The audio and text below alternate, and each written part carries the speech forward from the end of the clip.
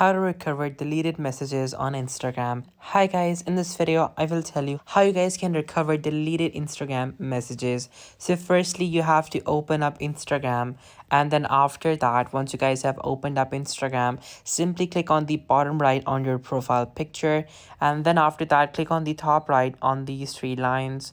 Then click on settings, and then after that click on security. Then from over here you guys can basically see all of your security settings. You guys should see a download option over here. If you guys don't see the download option here, simply come back to your profile, click on the top right on these three lines, and then click on your activity, and then after that simply scroll down, click on download your information, and simply give Instagram an email address, and then you guys are going to be able to get a copy of every single thing that you guys have shared with Instagram, including your messages and every single data there is out there.